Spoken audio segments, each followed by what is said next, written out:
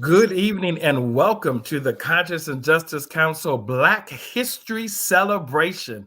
We are excited to conclude our Black History Celebration on fire with a bang, and very, very happy to have my good friend Zach Platic, who is from Loma Linda University, a professor of ethics, but also religion, and just an all around great guy, loves his family, is a part of our CJC council, and did a tremendous job in putting this panel together. It's going to be fire, fire, fire.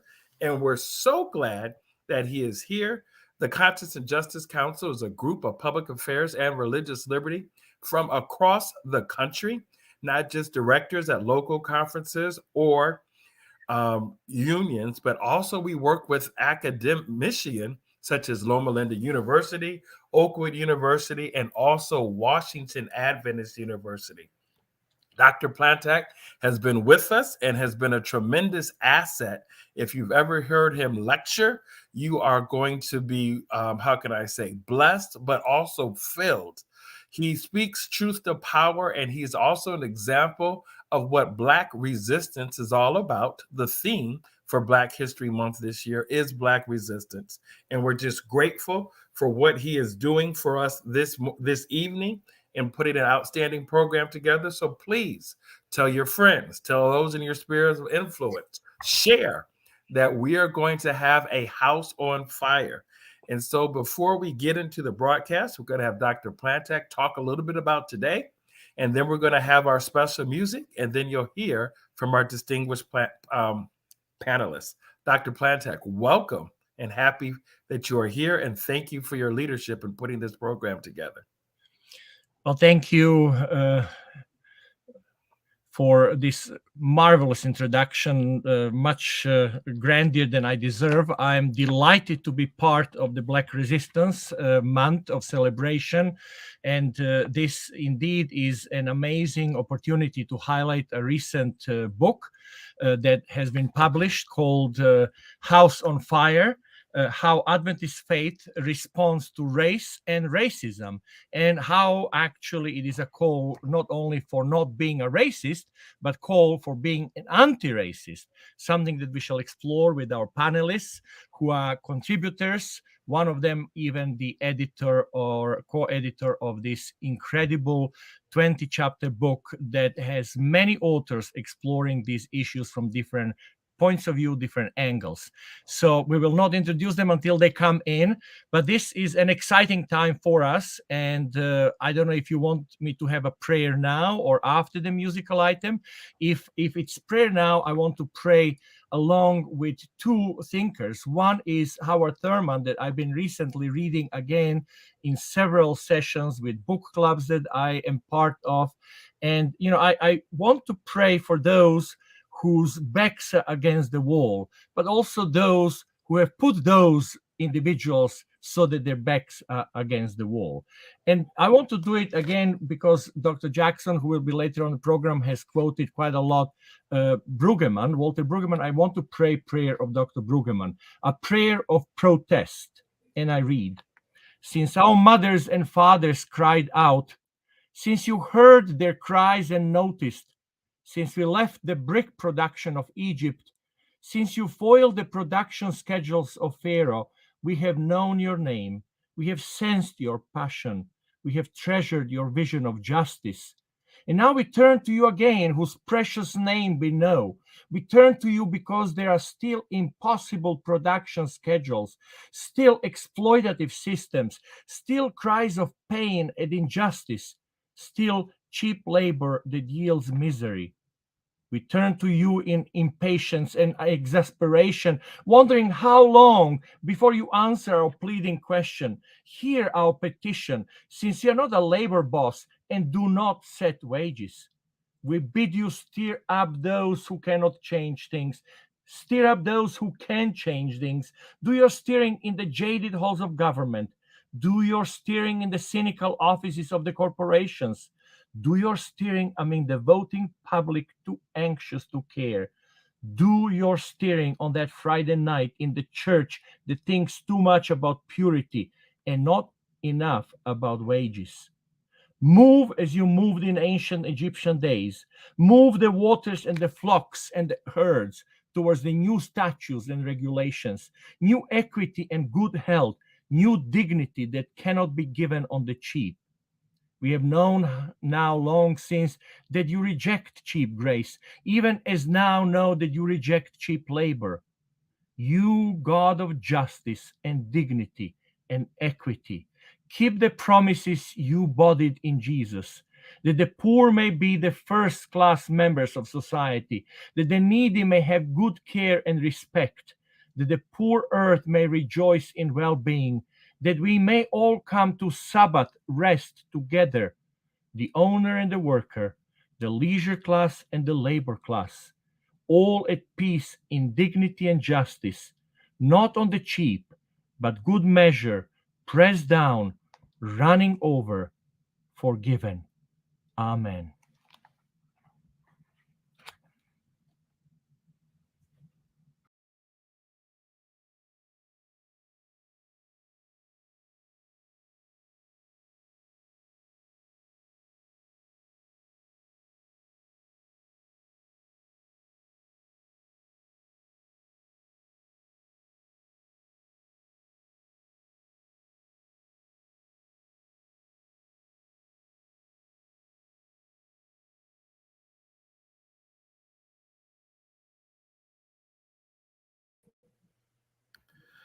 We're going to go ahead and start our program now, and then we'll bring the music back up later. So without further ado, Dr. Plantek, please introduce our panelists. As I introduce the panelists, I want to introduce this marvelous work, Racial Tensions as we continue to experience of Black bodies, healthcare disparities, political and religious fragmentations, the socioeconomic and racial impacts in food desert communities, just disproportionate incarceration of Black males all speak of terrible brokenness in the world today. And the book that we will be presenting to you, the book that three authors part of this panel, is called A House of Fire: How Adventist Faith Responds to Race and Racism. This is a book that serves as a call for Seventh Adventists, but also for other Christians, to engage seriously and faithfully with the problem of race. And the question it asks is, how can a book of Adventist biblical and theological confrontations with racism in some way advance us into more faithful stewardship of the gospel? The three individuals that will join me are Dr. Maury Jackson, a good friend of mine whom I team taught a course on Doctor of Physical Therapy program at Loma Linda University, who teaches at La Sierra University and is associate professor of practical theology, who is also a co-editor of this fabulous book, A House on Fire. After him, I will have Dr. Janice DeWhite, another colleague of mine and someone who teaches at Loma Linda University at the moment as well. She's associate professor of religion and biblical studies and theological studies at Loma Linda University School of Religion. And then finally, a former colleague from Loma Linda and someone who has been recently engaged in the work in Florida at the Florida Hospital Adventist Health University as associate professor of bioethics, is Dr. Andy Lampkin. So welcome to all three of you, and may God bless us as we hear from you. I deliberately did not want to go in the order of Dr. Jackson, Dr. Lampkin, Dr. DeWhite, because I think we want to have our female contributors somewhere in the middle and not at the end as an attachment. So Dr. Jackson, you were co-editor and also contributor to a chapter in this fabulous book. And maybe you can start by telling us a little bit the background and anything else you want to share. And then we will have Dr. DeWhite speak, and then at the end, Dr. Lampkin. And at the end of the program, we will have some questions and Q&A, both from the audience as well as maybe from me as the as someone who is leading this discussion. Dr. Jackson, your time. Thank you so much, Dr. Plantak and Elder Woody. thank you for this opportunity. And I want to thank also the contributors, Dr. Lampkin and Dr. Dwight, for being a part of this project. It just enriched our publication, and both myself and Nathan Brown, the co-editors, want to say thank you to you all. And the comments I'm going to make are kind of supplemental to the book, and I encourage you to buy the book and engage in some good book club readings. But briefly, when I was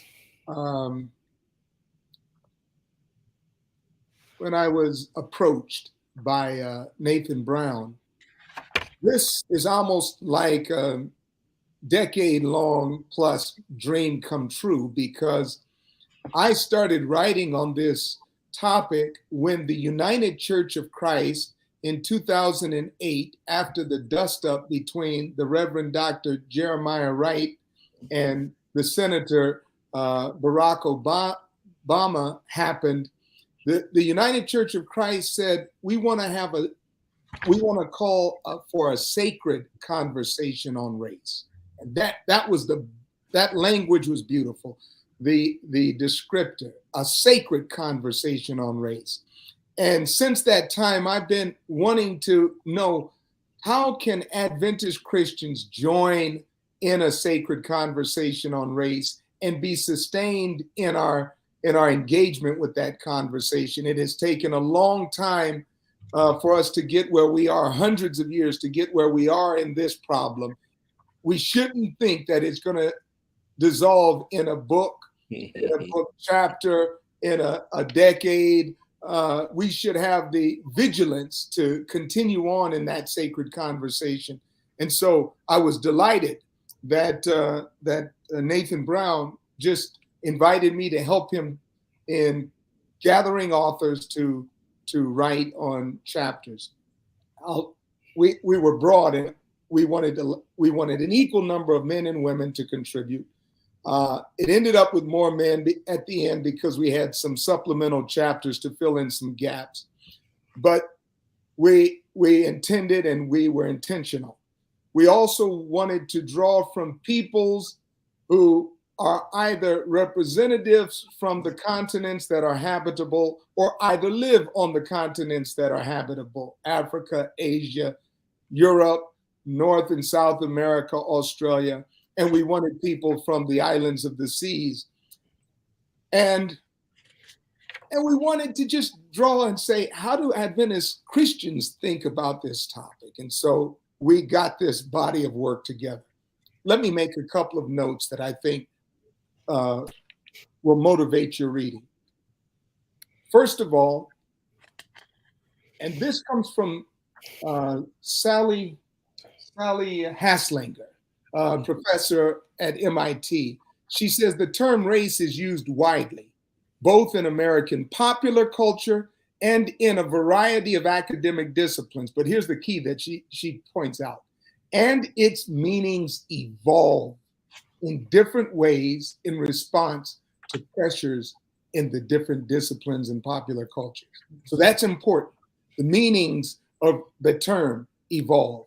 She also says questions of what the term race means and whether race is real have become tied up with different political goals and strategies for achieving them. And I think I really appreciate how she has framed this, because I think it motivates us to continue in this sacred conversation, giving good faith and charitable assumptions about our dialogue partners. And so what she does, she speaks of three different ways. There's the race eliminativist, those who say, let's eliminate all race talk because we cannot measure one race from another by genotype, phenotype, or complexion. So race is as real as ghosts and witches. And so justice would require that we don't participate in the discussion. So notice there's a kind of, let's deal with this kind of reality on the one hand and see that it's no more than a ghost or a witch. And now let's be just and just stop the discourse. That's one approach. The other is what she calls race constructionism, not race eliminativism, but race constructionism. And this is, race is a social construct, and so it is very real. Its reality is like the reality of football, which is socially constructed, but it has real world results with $1 million salaries, $1 billion stadiums, judges and referees, and jobs for linemen and quarterbacks, etc. And so justice requires that we recognize the mechanisms of racial formation and that we undo the damage of racial oppression. So that's another approach. Notice they both have approaches of justice that are tied to their understandings. And then finally, she speaks of race naturalism. So not the race eliminativist, not the race so constructivist, but the race naturalist. And these are those who say, wait a minute, if I'm, well, my wife is in the healthcare profession, and she reminds me of, hey, African-American males need to get that prostate checked because we know something happening in their bodies that we have to be careful. And in fact, justice would require that we address racially divergent medical needs.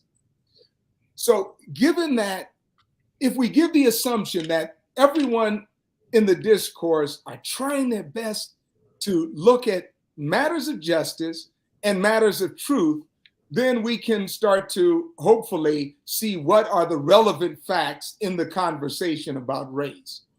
I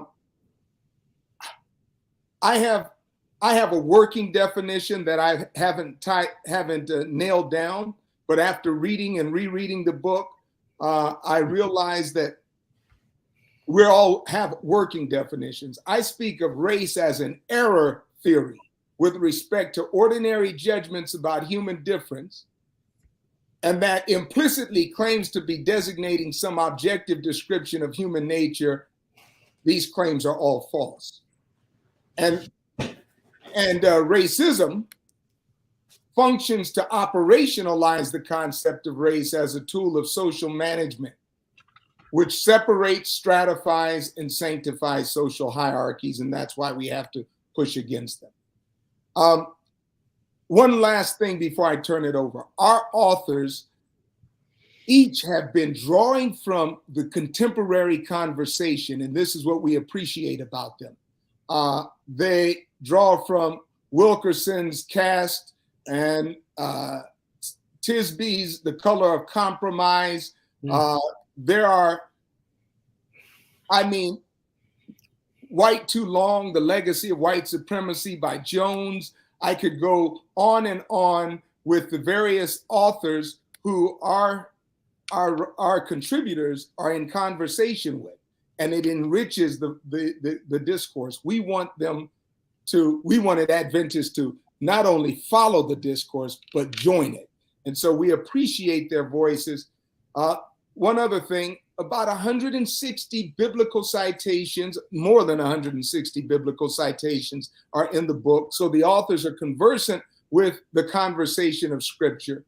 They draw heavily from the prophets and the prophetic tradition, and heavily from Jesus and his discourse in the synagogue in Luke chapter 4. And so this is kind of the tradition that they feel is important for Adventist Christians to draw out of, and to help us rethink what we mean when now we talk about beastly powers and look for the beastly powers we face today. That's all I'll say. Thank you so much. Thank you, Maury. And, we did introduce each other with doctors. We all are. So we will be on a first name basis a little bit on through the conversation. Thank you, Maury. You actually also engaged the book, White Fragility, in your chapter, as I reread it this afternoon again. And the chapter that Maury wrote is E in brackets, racing, erasing sin. Adventist Christianity's Catholic vocation, and there are things that are challenging there. I hope you will go and read it, guys. Sin without sinners is like racism without racists. That's one of the challenges that I read there. Adventist imperative to advocate for and practice anti-racism. These are the kind of phrases or concepts that Dr. Jackson has raised in his chapter. Now, the first chapter in the book has been written by Dr. Dwight Janice. Your chapter is Burning Bethel, the destruction with con in the brackets, deconstruction of injustice. And it's a beautiful biblical studies work from the prophets.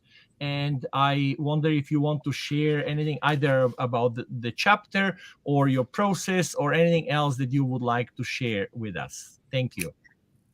Thank you, Zach, and thank you, Maury and Andy. It has been a privilege to be part of the conversation, not just this evening so far, but also just leading up to the publication of this book. There have been verbal and written conversations that have been really enriching, and it's good to have colleagues that we can converse on these very important issues. So my chapter, really the purpose of it was to make the claim that Christian communions, Christian faith communities that claim to take on the biblical mantle of prophecy, such as the Seventh-day Adventist Church, are actually then responsible for taking on the work of anti-racism. So what I explore in the book is the prophetic work of Amos and his message, and essentially to then make the claim that as Seventh-day Adventists, as we have self-identified from, really our roots, our heritage, our inception, that we are carrying on this biblical, this mantle of biblical prophecy, that we too then are inheriting this call and this responsibility toward anti-racism. So the chapter Burning Bethel really begins with Amos's words, which we can find in chapter 4 of his scroll and verses 4-6. And I'd love to read it for us this evening. Yahweh proclaims to the house of Israel, "Seek me and live, but don't seek Bethel. Enter into Gilgal or cross over to Beersheba. For Gilgal will go into exile and Bethel will come to nothing. Seek the Lord and live, or else he might rush like a fire against the house of Joseph. The fire will burn up Bethel with no one to put it out." I begin with those words because I'm not sure about you, but to think about this thought, it is quite a fearful one, to think about a fire that is started by God and a fire that God claims nobody else but himself can extinguish. Surely, I think, those who were hearing Amos's prophetic proclamation for the first time would have been left wide-eyed, mouth open, completely shocked. Who is this man and what on earth is he saying? And if the word is also by extension coming to us, then I think the people of faith, we should also be reading this prophecy and be surprised, be shocked, to place ourselves in the gap, if you will, and to ask what would happen if our senior pastor or leader of the church came forward with such a message from God that essentially said, your house of worship, your system is all going to be burnt up in flames. So this fire that God instigates, why this threat of fire? And I explore the reasons behind that by looking at the backstory of Bethel, which begins as we know, Bethel meaning the house of God, begins as this place that the ancestors journey through and have these really amazing encounters with Yahweh. But as time goes on, and as the nation grows and becomes an empire and can stand on its own and compete very nicely with the neighboring nations, Bethel then becomes synonymous for a political center, very robust religious political center.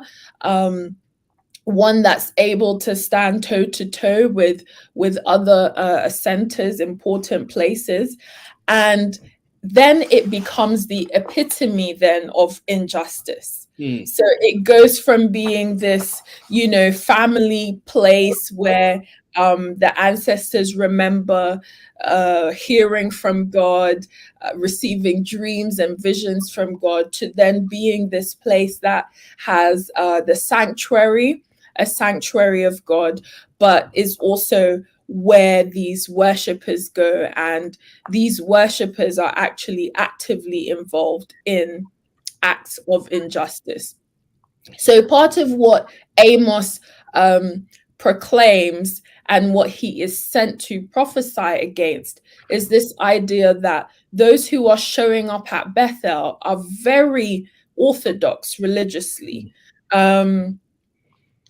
As we go through Amos's scroll, we see time and time again that they don't have an issue with keeping the religious rituals and the dictates and so on. In fact, there's a piece in Amos where God has some sarcasm that he throws at them, and he says, come to Bethel and transgress, to Gilgal and multiply transgression. Bring your sacrifices every morning and your tithes every 3 days. Bring a thank offering of leavened bread and proclaim free will offerings. Publish them, because that's what you love to do, people of Israel. And that's taken from Amos 4 and Amos chapter 4, verse 4 to 5 as well. So God's sarcasm there really reveals the fact that, people are actually going above and beyond in terms of ritual and in terms of orthodoxy. They're tithing more than they actually need to. And we get the sense that there has come about this kind of shift where people almost feel like their spiritual activities and even their economic support of the religious establishment can get God to kind of look the other way, the injustices that they are complicit in. So what does that mean for people of faith today in other Christian communions, but certainly ours as well as Seventh-day Adventists? Well, one thing we learn is that prophetic voices are not welcome at Bethel. If we look at the exchange between Amos and Amaziah, who is the priest in residence at Bethel, there's a tension there between the establishment and also the royal house. And oftentimes the prophetic voices that are sent to highlight the injustices within the systems, even within the religious system, are often not welcome voices. They are not embraced. And I think if we think about our modern world today, not just figures like Dr. Martin Luther King Jr., but even within our own communion, we have to ask ourselves, who are the voices that are welcome and who are the voices who are not welcome, and what is behind that. The other thing too that I will close with is that today, when we think about one of the things that we are complicit in as Seventh-day Adventists, is that we claim to be carrying on this biblical prophetic tradition, and yet the very things that God emphasized, lamented through the prophets, are not often the things that are emphasized and lamented, highlighted through our pulpits or even in our classrooms as teachers, in our gatherings, and so on and so forth. So the question is, to what extent are we really embedded in and carrying on this prophetic ministry, for example, like that of Amos? Could it be that our Bethel is on fire right now? Could it be that God is saying that he is not satisfied with our commitment to justice, and that it is so serious that he is warning us that if we are not serious about this work, this engagement, he may just set everything ablaze? Now, setting everything ablaze may be that there will be others who will be called in to do the work. Setting things ablaze may also be that if we give ourselves, or if we give God that opportunity, perhaps we can be set ablaze by the Holy Spirit to actually do this justice work of anti-racism. Thank you so much, Janice. It is tremendous to feel under a good holy attack. And I think that as I read through your chapter and reread it, frankly, several times, including again today, I was yet again feeling the biting that you have so graciously provided through the text that is so clearly text that you read. And actually that very page 9 where you read from Amos 4:4, I do want to finish that, your words, your final explanation, because I think they are directly addressed to me as a churchman and directly to our church, our ecclesia, our community. This is not a call to politics or systems, but it is systemic as well within the kind of context of our church community. And I think that this is worth sharing. It says religious and ritual observance. This is, I'm quoting from Genesis chapter and page 9. Religious and ritual observance to the point of obsessive compulsion were forms of evasion and bribery. Evidently, some people thought that their sacrifices, offerings, and tithes could impress God to the extent that he would overlook their complicity in oppression. Yet the prophets frequently intoned the same song. Religious and ritual activity cannot substitute for justice. Isaiah 1, Jeremiah 6. Religious fixation, masquerading as orthodoxy, was not positively impacting other facets of individual and communal life. In fact, Bethel had become the epitome of injustice and oppression. Thank you for those words, because I preached on this text. I've written some things, and I want to go back and preach it again now with the passion you shared. And of course, the last thing, and maybe I will add that into the question later on, your last paragraph talks about something beautiful, and that is anti-racism. And this is something that Maury as well addressed. I didn't see necessarily in Andy's work something about anti-racism, not that he would disagree, but this is a very specific to two of you. Here's what you say: we must not be satisfied with the seeming absence of injustice. We must ensure the pervasive presence of justice. Anti-racism must be a priority for Christians who inherited the mantle of biblical prophecy. So the call for us to be anti-racist is obvious and huge, and I want us to unpack after Andy shared his perspective and his contribution a little bit more about the difference between not being a racist and being an anti-racist as a particular call that we have as a community.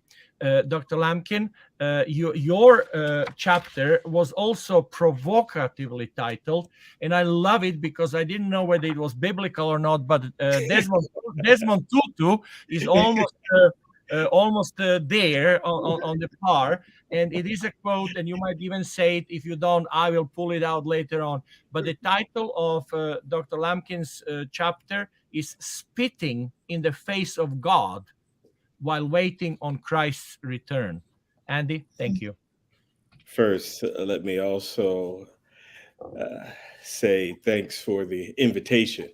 I'm so very happy to be on with my esteemed colleagues here. Janice, we always appreciate your insights. You really ushered us into the Sabbath. Preach, sister, preach. We really appreciate you. Amen. You talked about the fire coming down, and what came to mind is Mr. James Baldwin. He said it'd be fire.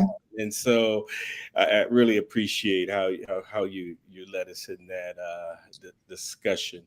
Zach, we thank you for the invitation. We've been talking about these issues for at least a couple decades. So thank you for the invitation to invite us here, friend. And Maury, wow.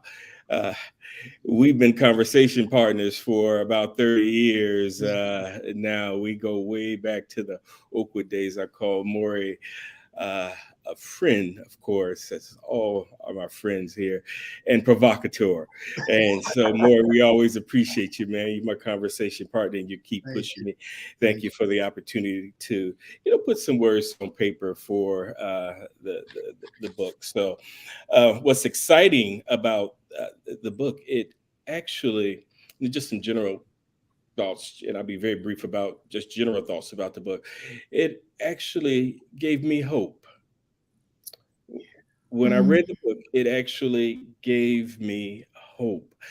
And what I most appreciated about it, and I appreciate how Zach set it up, 20 authors of many different stripes, given a focus topic. And they said something very interesting about race and racism. And it's absolutely worth reading the entire text, and been in many conversations about this text. And so it's getting some ground. It's getting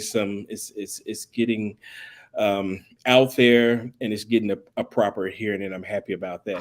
So what I try to do in my chapter was three basic things. One, to offer an understanding of racism. Jackson got at this, all the different authors had their own kind of definition or framing for racism. So I offered my own.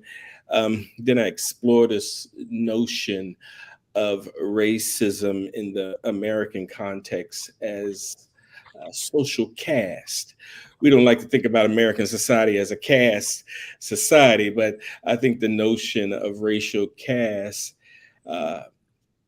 is helpful. I don't know if we have a caste system as such, but it is helpful because it explains this enduring nature of racism. Many people are. I been teasing students over the past couple decades when they would say, "Hey, racism over. That was a thing of the past." After the civil rights movement, and they finished all the civil rights acts and the bills and the like, the question was, where did all the races go? Then they kind of looked dumbfounded. Where did all the races go? And I say, some of them went to divinity school. Some of them went to earn PhDs in religion. I'm telling the truth and shaming the devil. And some went on to law school and medical school and dental school. They went into the trades. They became electricians and plumbers. That's what happened. And when you explore the idea of racism from the perspective of caste, you get this idea that it's actually built into the system itself. We don't like to talk about that as Americans much, because we like to, and it's a value of ours, we like to talk about America as a meritocracy. And the notion of racism are the notion of a racial caste with whites on tops, blacks in the bottom, and many other groups in between. It really gets at that issue of meritocracy.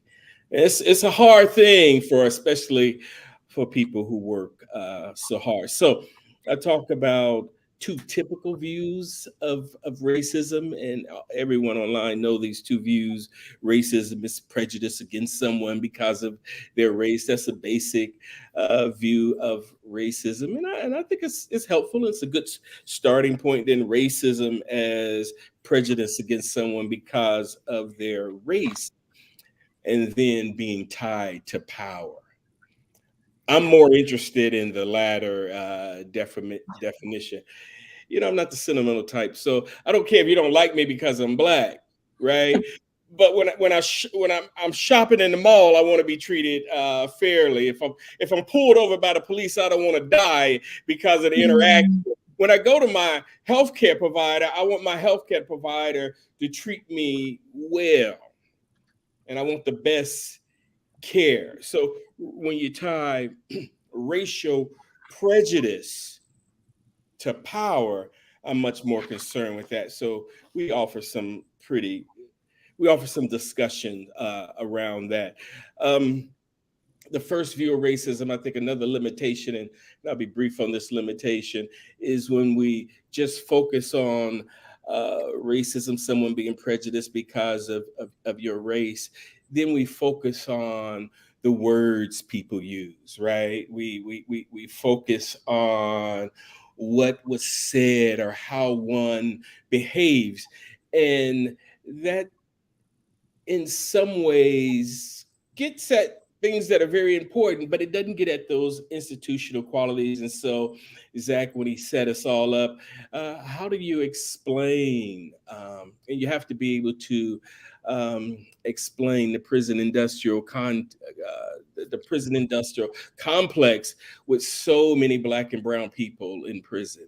How do you explain the persistence of health disparities?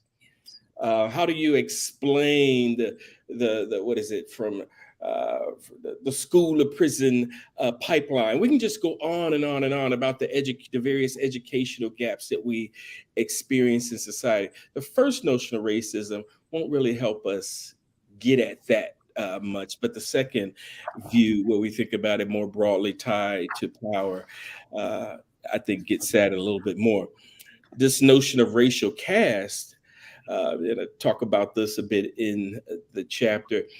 It helps to explain and what some scholars call the value gap. It seems that we value some people more than we value others. That's what's kind of going on there. There's a value gap. Some people, we think they have more value than others.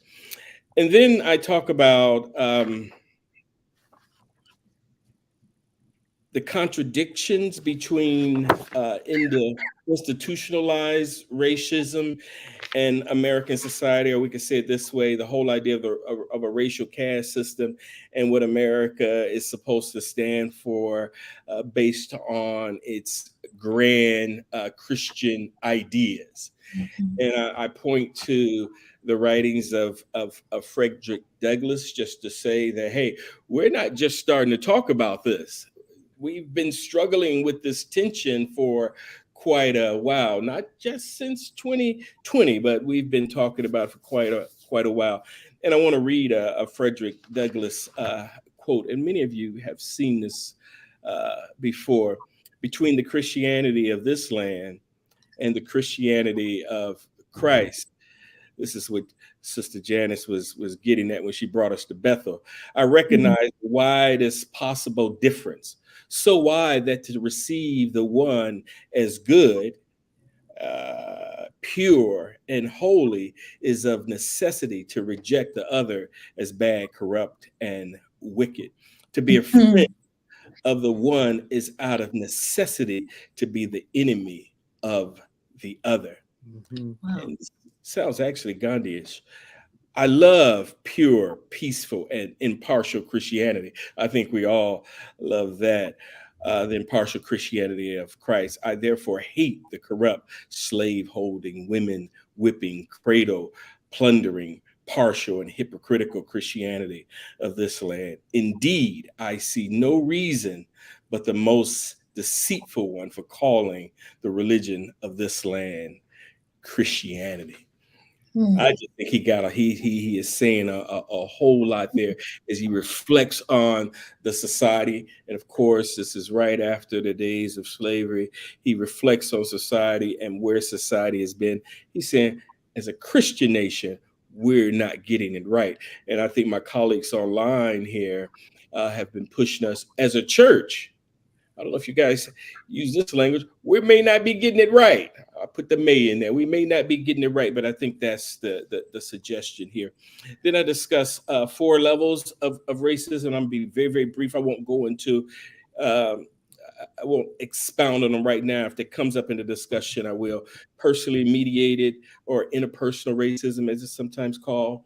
Internalized racism.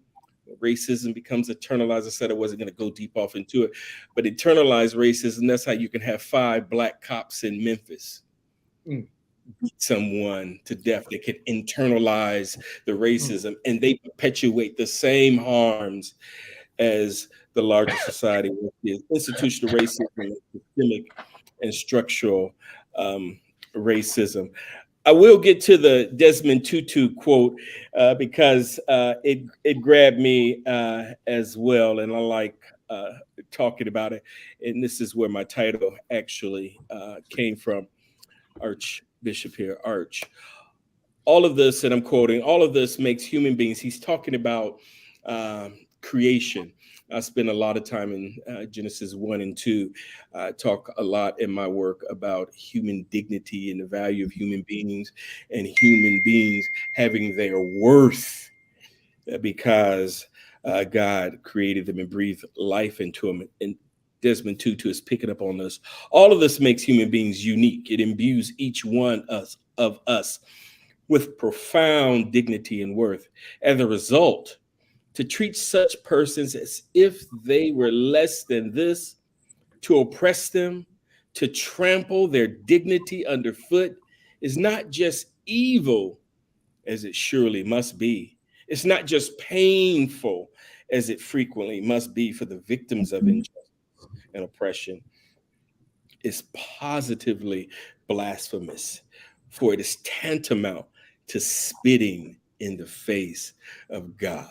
How can you treat God's creation poorly? That's what he's getting at in real simple and lay person's term.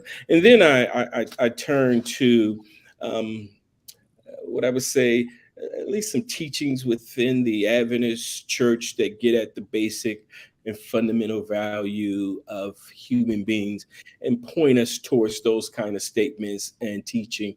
And then simply suggest that if we take those teachings seriously, as we should, then we would, Zach, get at those anti-racist behaviors that you've been pushing us on. Thank you. Thank you, Andy. Thank you, all three. There's so much that you already provoked us, and I'm sure that there are many questions. I don't know that we'll have time for all the questions, but I do want to say that Tutu's phrase has really grabbed me and continued chewing me personally. And it's an incredible phrase, but it's coming from your argument about creation and the importance of how we all are created in the image of God from the hand of God, and how we are actually kins or brothers and sisters, Yes. all of us in creation. And it's from that point that Tutu is saying that it is blasphemy, positive blasphemous way, if we are doing anything such as racism. It's an affront to God, you suggest. And then later on you finish a paragraph, the racist beliefs and practicing of racism, we are engaged in a grave moral evil and a blasphemous act of social sin and idolatry. So when Andy has Frederick Douglass and Desmond Tutu in his chapter, and then ends with Ellen White, then I say, Amen and amen. Amen. Here's how If you couldn't catch Frederick. no, well, I will just say, and Frederick has been kind of quoted from early on at the captions, through the book, which was beautiful for me. But here's what you finish with, Ellen White, and for those audiences around us who are prone to be, finding Ellen White's argument very helpful and powerful, I wanted to read it as you end this chapter. As Ellen White reflected on her calling and vocation after 60 years of public ministry, she spoke to our calling as Seventh-day Adventist Christians. And then you quote Ellen White. Sister White says, "I was charged not to neglect or pass by those who were being wronged. The Lord presented such cases before me. And disagreeable though the duty may be, I am to reprove the oppressor and plead for justice. I am to present the necessity of maintaining justice and equity in all our institutions." I think we in our institutions still have much to learn from all your contributions, from your chapter, and from the last quote that is so nicely juxtaposed with Tutu and Douglas and your own elaborations on it. Thank you, guys.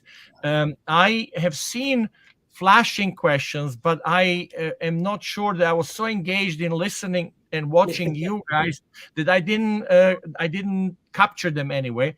We will get to them in a moment. I do have one or two maybe while we start. But let me see. So we are saying the religion of Bethel was colonized by injustice. Is anti-racist theology therefore decolonizing our religion? And it goes along my own question about anti-racism. So you can unpack it either through directly that question or tell us a little bit more about this call towards not only not being racist as insufficient, but call to be anti-racist, committed anti-racists. Either of you can chime in. I want to say this, and it will not speak directly to that. I think I'll let the other two, but I think it's important to put this note here. What this book is doing is building on the work of what a lot of others have done. I think of my own teacher, Dr. Charles Teal, and his book, Remnant and Republic, in 1995. And I think of your book, Zach, in 1998, The Silent Church. I think of what Nathan had done earlier in 2014, Do Justice. I think of what Dr. Lampkin and Dr. Hyman did just a year before on African-American Seventh-day Adventist healers in a multicultural. What I'm saying is one of the resources for decolonizing Adventist notions, the theological notions that have found their way into Adventist speak, is to have the courageous, vigilant authors and scholars within our communion of faith continue to put forth, and to have those publishing houses continue to have the boldness and courage to recognize that while, and I think Dr. Olive Hemmings in her chapter references one of the Leo Noel Erskine, Jamaican theologian. I use his book sometimes in my courses, Decolonizing Theology, because we have to recognize people and lands have been colonized with physical forces, but theology itself has been colonized and under a Babylonian captivity of Eurocentrism. And to the degree we don't have the courage to push back against that is the degree to which we won't have a liberating gospel. And I think that's all I'll say. And I'm thanking you, because what I want you to know is we build on the work that you all have done. And I love how Andy is bringing out that we are building on the work of Frederick Douglass and some of those other liberation voices in the Christian theological expression in Black Christianity. So, yeah.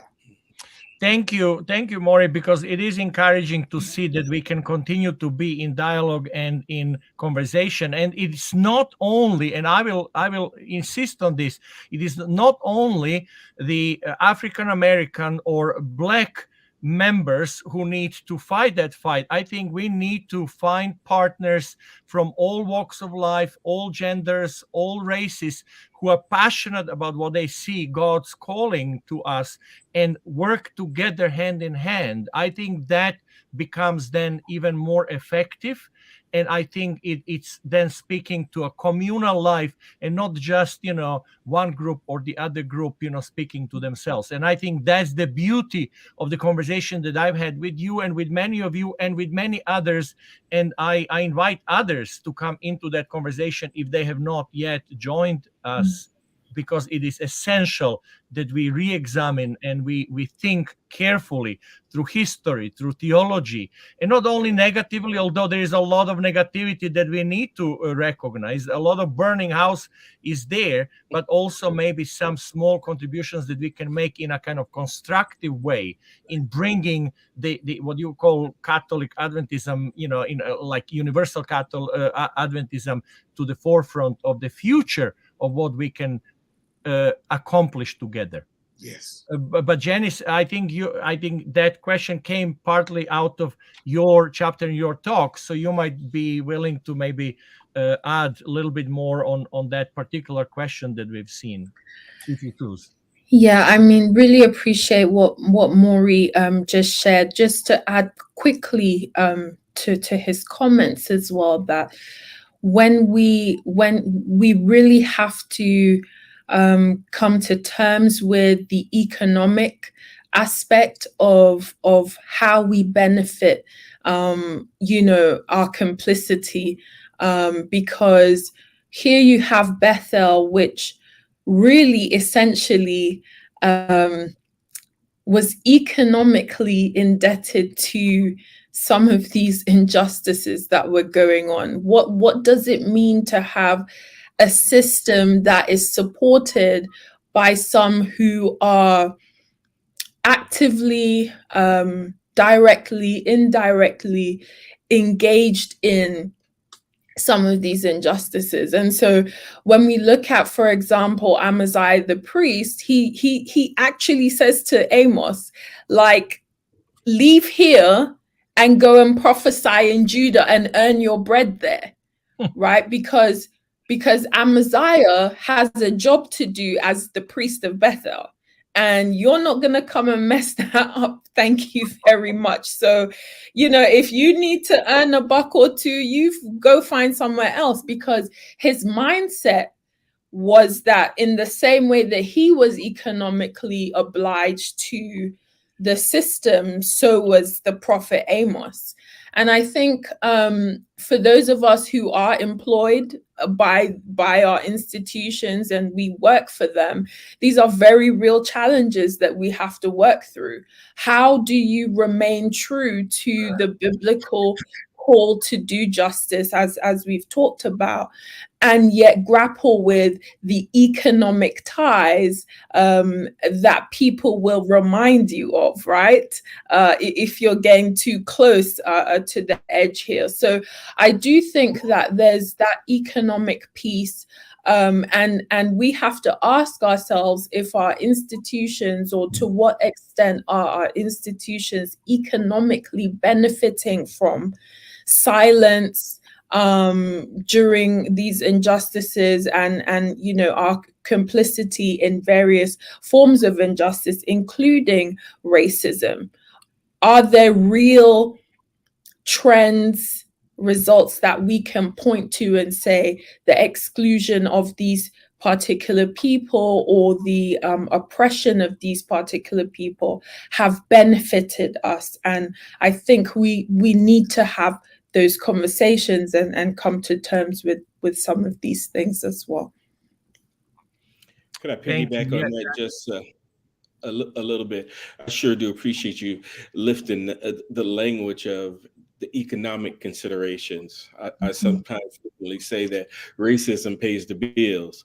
And let me unpack that a little bit. That one of the reasons we struggle so with it in a highly competitive society, and once you push on something, and perhaps even in a highly competitive church where people are jockeying for positions, and there are economic considerations that are tied to those positions. And so if I can knock Lampkin out with a racist trope, they Yeah. a little late, some of the racist tropes. I don't even want to put them out there in the universe, but you know how they work. That I've seen that many times. That people play into those racist ideas for their own advancements. And I don't know if you were focusing on that, but that happens for real. And we don't always pay a lot of attention to those kinds of considerations. So when you look around our church, and it's a hard thing to do, anti-racist, Zach, how do you get at it? One thing is to be very intentional about bias. And when we look around, why do things look the way they look? I'll just leave it kind of like that. And as we reflect on that, what's going on, that there may not be, but there may be some bias going on, and we have to pay attention to those kinds of considerations, particularly when those opportunities for economic advancement, and talk about job advancement and the like, are at play. When you take a careful look, and we don't want to rehearse all the history in this country, of course, lynching.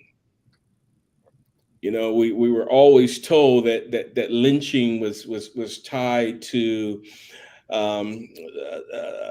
a molestation or something like that. But when you do a little deeper study, Fannie Lou Hamer, one of the things, and is it Fannie Lou Hamer or Ida B. Wells? Ida B. Wells, in her work, one of the things she helped us to understand was that lynching was often tied to these economic considerations. The grocery store is doing very well. It's competing with the white business. So the white business comes up with some issue, and they run the person out of town. So I think as we continue to explore these things and continue to be in conversation with scholars who spend a lot of time doing this work, we should explore those and point those things out. And then ask the question, I'm not saying it's the case, but ask the question, how might that be playing out in our spaces? I think that's what you got to do if you're going to be anti-racist. How might that be playing out? It might and it might not. How might that be playing out in our spaces? And if it's playing out in our spaces, then we have to do something about it. Maury? Yeah, this is Rich. Thank you so much. I want to build on what Andy said about the question of the racist tropes, and say that anti-racism also needs to move into the vigilance of the AI programming, the algorithms. And I've been reading this book by Ruha Benjamin, Race After Technology. And yes, she points out, that, talks about the one person who was driving in New York, and their GPS told them to turn right on Malcolm 10 Boulevard. Malcolm 10. Now, what was exciting that Let's go this Malcolm X. That is funny. It's important, and I guess her thesis is that the allure of objectivity in algorithms forgets that while humans develop computer systems, a racist system produces humans that develop that system. And unless we begin to look close enough and see in what ways are these algorithms actually reproducing and reinforcing in new ways a manifestation of the racist system that we're already a part of, we need that vigilance, even at that, especially at that level, because of the lure of objectivity. I can now not have any accountability because that's what the software is doing. Right. And we have to be even intentional on that level. Thank you, guys. I mean, we are past 10 minutes. We will maybe finish in few more. I don't want to rush us. I love the conversation. I'm learning a lot, and there has been all three of you in the last three comments pointed out to new avenues of conversation, discussion. I mean, Dennis talked about, the way that it affects sometimes us. I'm aware how many people don't speak much until they get retirement. And then when they get retirement, they start, then actually speaking what they think and what they mean. And so our wages and our economy are tied to what we can say. And often when I was at CJC or in previous times, as the chair of religion at COC, going around and speaking about those issues, doing workshops and whatnot, people would say, Adventists would say, well, we've never heard from anybody in Adventism say anything on social justice. Or they would immediately label you as a socialist as soon as you start talking about economy and poverty and the race and gender issues.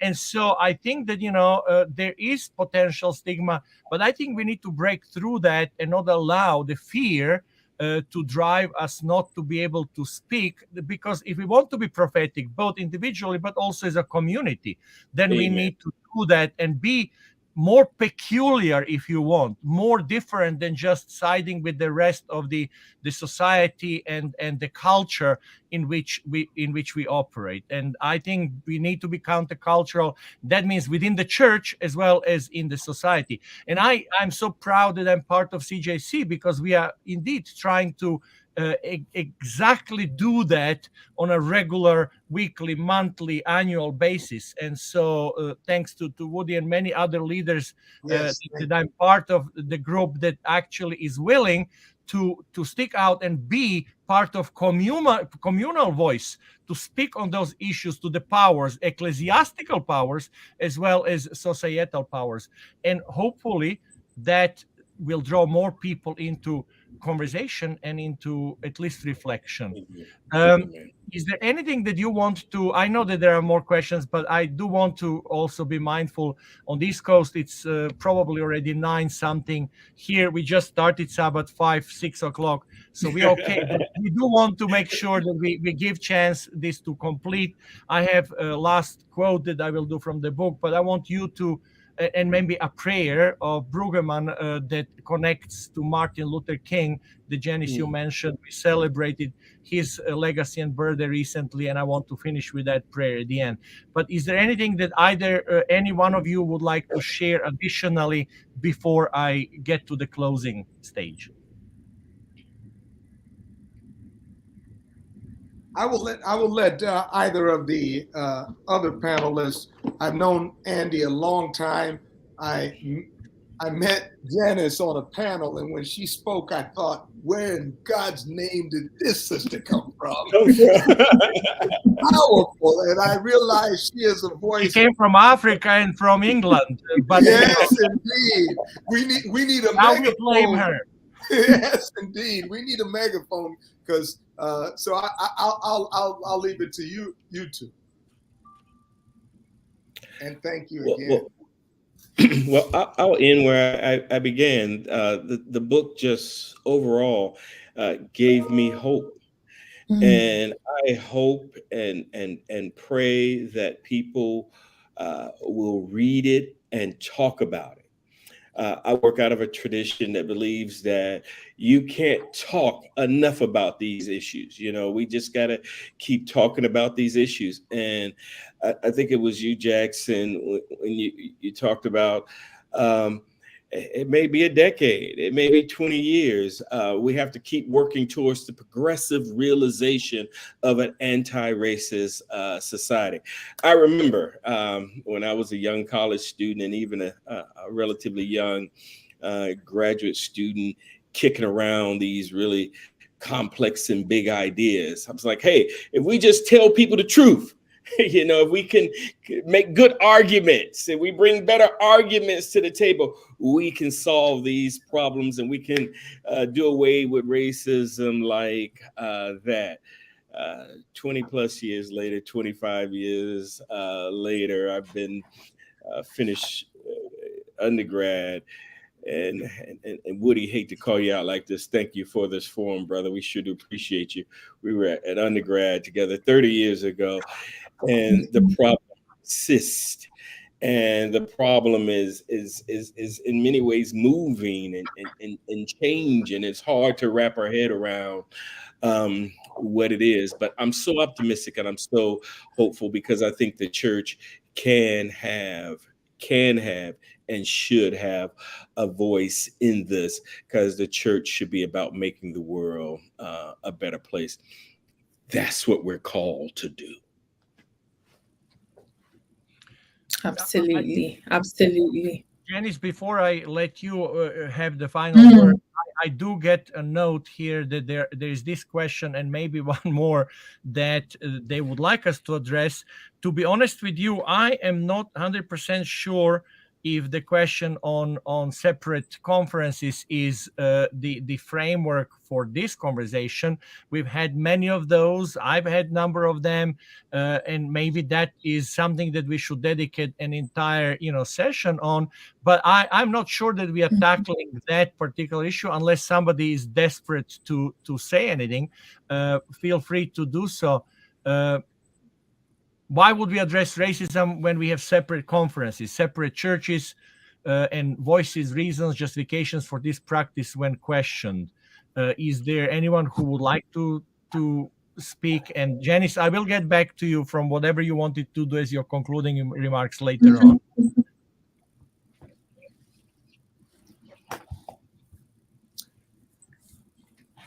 I want to give this to Andy.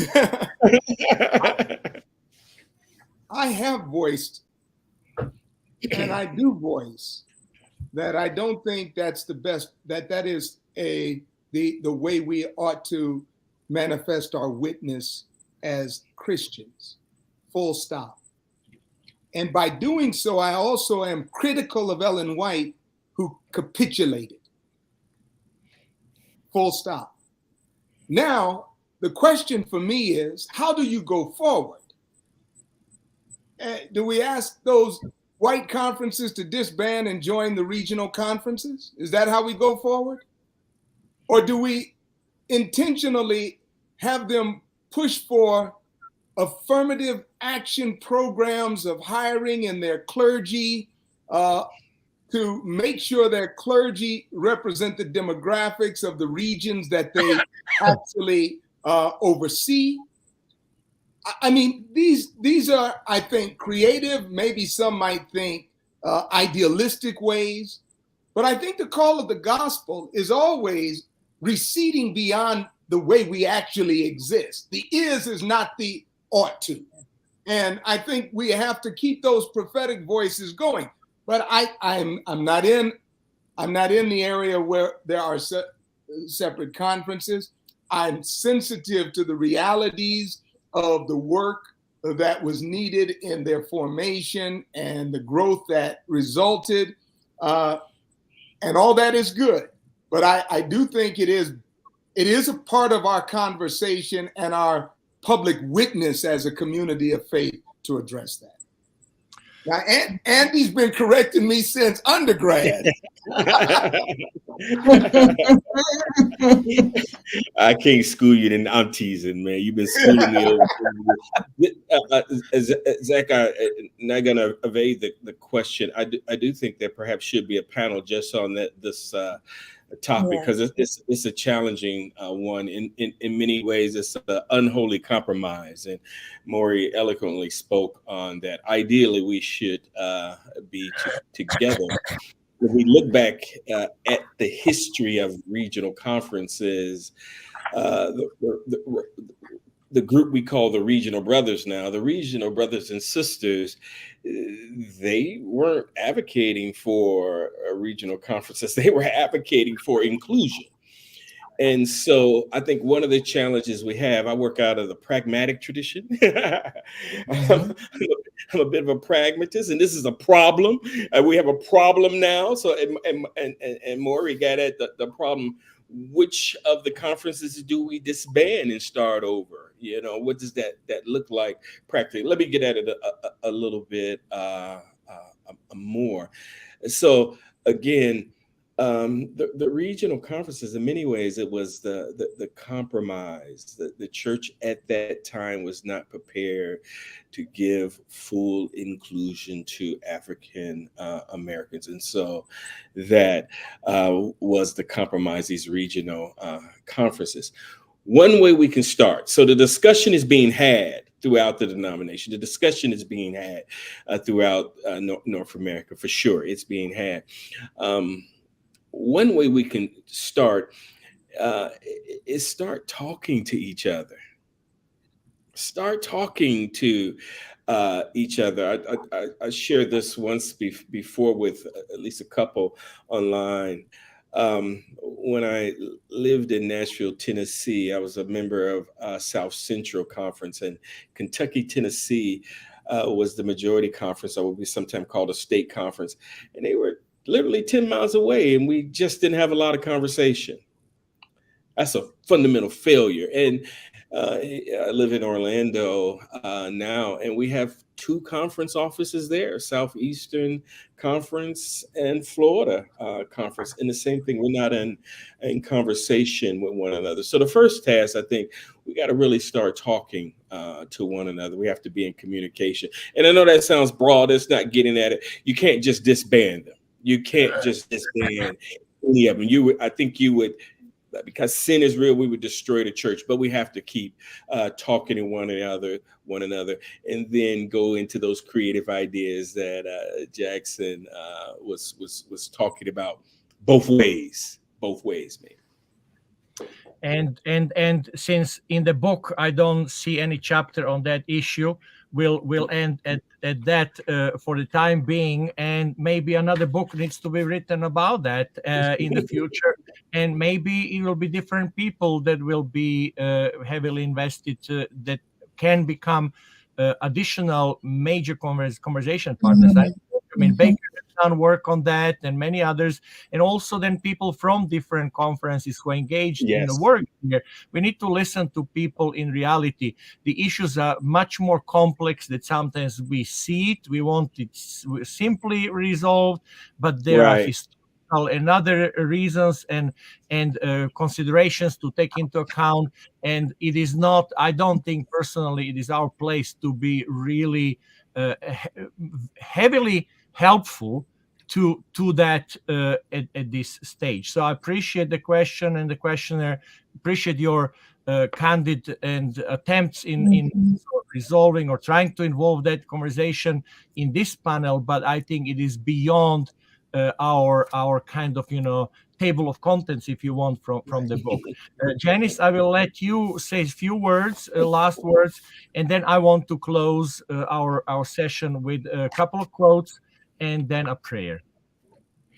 Thank you. I wanted to close by just lifting up for us again this prophetic voice and prophetic tradition. And why? Because Jesus himself was embodying and carrying on this prophetic tradition. And as followers of Christ, as Seventh-day Adventists, we are committing ourselves to embodying that legacy of Christ.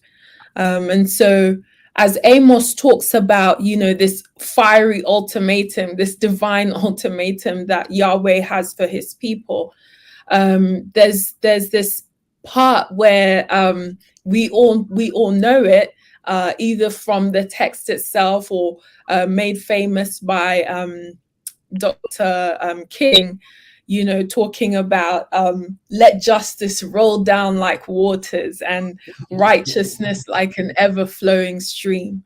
And as Amos lifts up this imagery before them, it can be tempting to think, oh, good, there's some water now to douse this fire. If there were a fire, we'd have some water. And what you really have in this prophetic proclamation of Amos is this constant tension between the fiery ultimatum and this promise of water that is possible.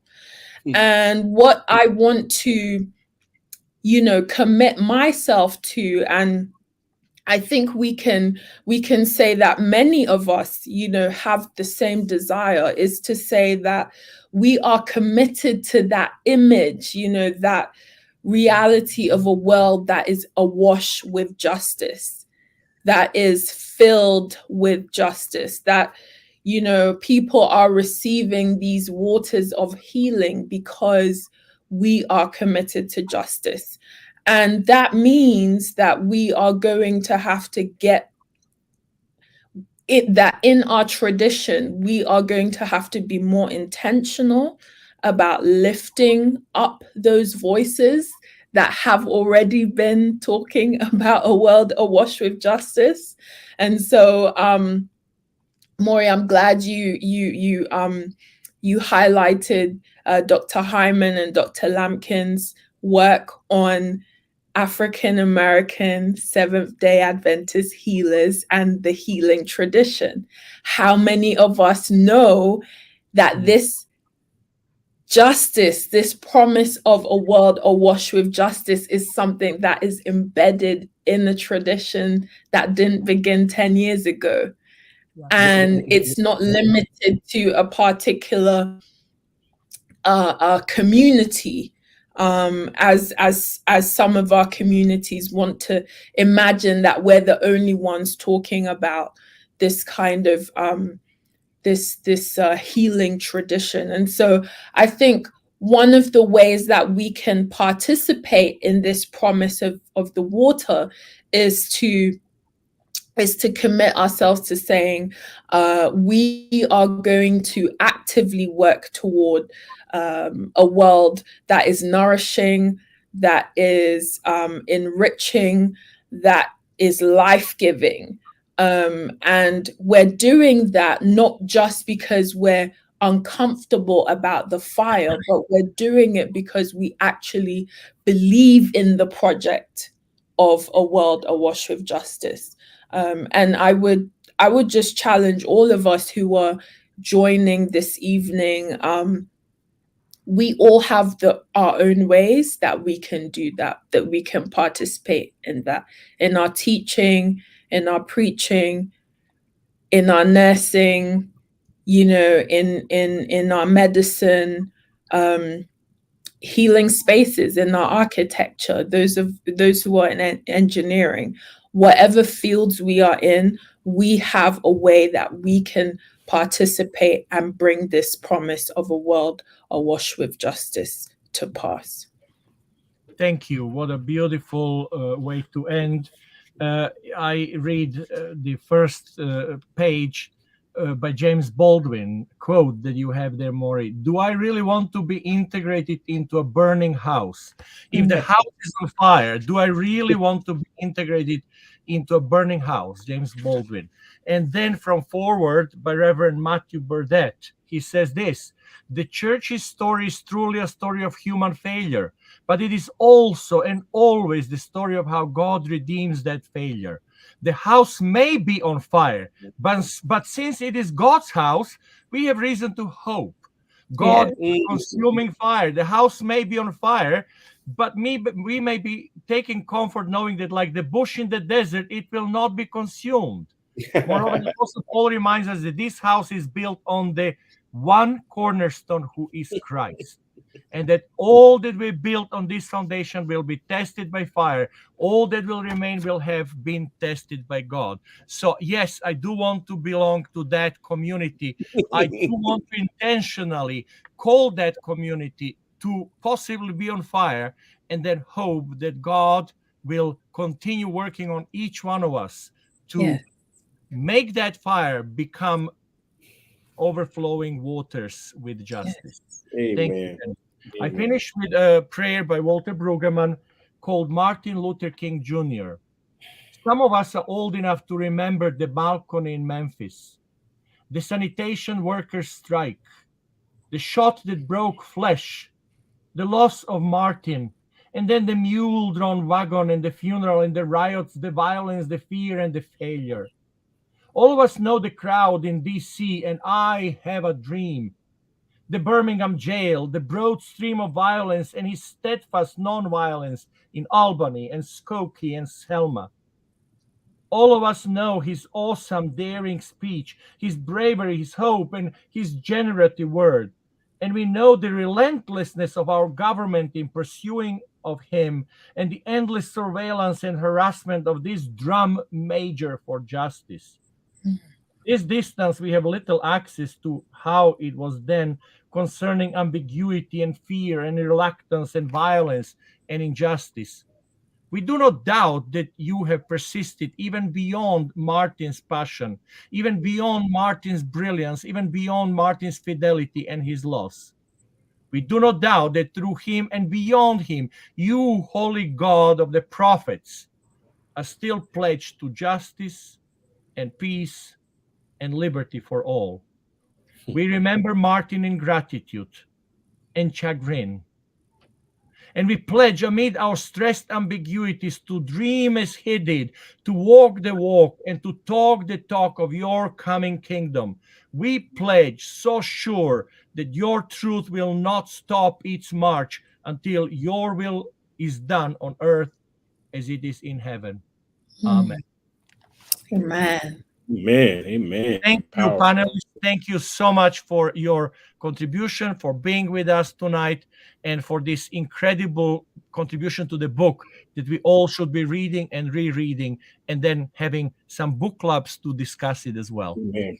And Amen. on behalf of Nathan, the co-editor, I want to say thank you again for this opportunity. God bless you Thank you. guys. God bless you. It's been my honor to participate this evening. God bless. Thank you. Take care. All the best.